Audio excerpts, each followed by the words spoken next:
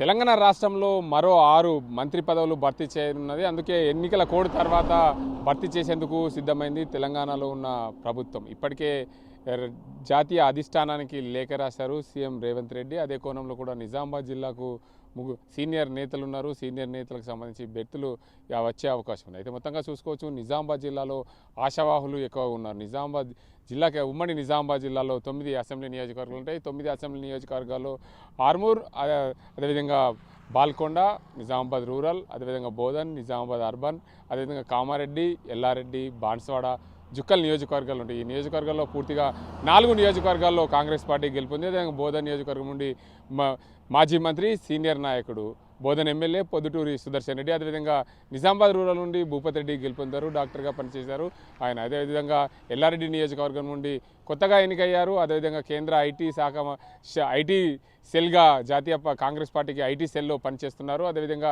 ఆయనకు ఐటీ కంపెనీలు ఉన్నాయి. మదన్ మోహన్ రావు ఎల్లారెడ్డి ఎమ్మెల్యేగా కొనసాగుతున్నారు. ఆయనతో పాటు నూతనంగా ఎన్ఆర్ఐగా వచ్చారు ఎస్సీ రిజర్వ్ నియోజకవర్గం లక్ష్మీకాంతరావు.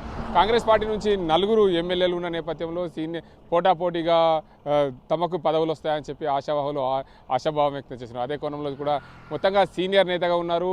అదే వైఎస్ రాజశేఖర్ రెడ్డి, అదేవిధంగా కిరణ్ కుమార్ రెడ్డి, రోషయ్య మంత్రివర్గంలో పనిచేసిన సీనియర్ నేత పొద్దుటూరి సుదర్శన్ రెడ్డికి ఖచ్చితంగా బెర్త్ ఖాయమనే నేపథ్యంలో పూర్తిగా ఊహాగానాలు అందుకున్నాయి. అదే కోణంలో కూడా ఖచ్చితంగా సీనియర్లను చూసుకుంటే సుదర్శన్ రెడ్డికి మంత్రి పదవి వస్తుందని చెప్పి ఆశాభావం వ్యక్తం చేస్తున్నారు. అదే కోణంలో కూడా సీఎం రేవంత్ రెడ్డి కామారెడ్డి నుంచి పోటీ చేసిన నేపథ్యంలో ఖచ్చితంగా అక్కడ నుండి నిజామాబాద్ అర్బన్ నియోజకవర్గానికి మారిపోయారు. ప్రభుత్వ సలహాదారుగా కొనసాగుతున్నారు షబ్బీర్ అలీ.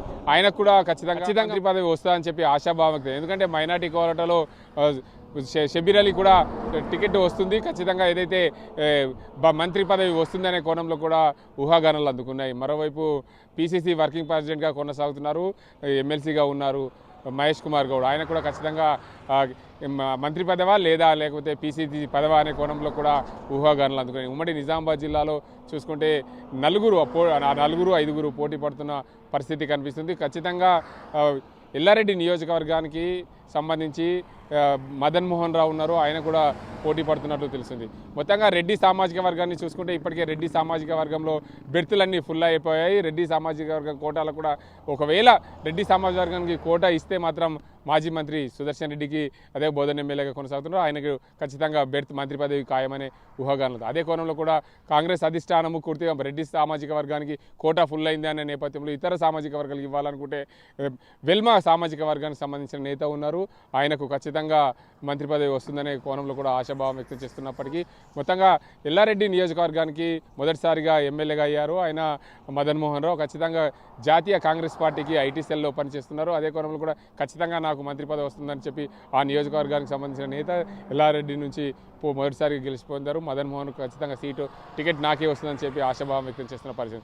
మైనార్టీ కోటాలో మాత్రం మాజీ మంత్రి కిరణ్ ఏదైతే చెన్నారెడ్డి ప్రభుత్వంలో కోట్ల విజయభాస్కర్ రెడ్డి, జనార్దన్ రెడ్డి మంత్రివర్గంలో పనిచేశారు. అదేవిధంగా వైఎస్ రాజశేఖర రెడ్డి హయాంలో కూడా పనిచేసిన నేత. అదేవిధంగా కిరణ్ కుమార్ ఇదే కోణంలో కూడా చూసుకుంటే ఖచ్చితంగా మంత్రి పదవి మైనార్టీ కోటలో షబ్బీర్ అలీకి వస్తుందనే ఊహాగానాలు అందుకున్నాయి. ఏదేమైనప్పటికీ నిజామాబాద్ జిల్లా నుండి 4 పోటీ పడుతున్న పరిస్థితి అయితే నెలకొంది. ఇది ఇక్కడ పరిస్థితి. కెమెరా పర్సన్ అజీంతో గంగారెడ్డి, RTV నిజామాబాద్.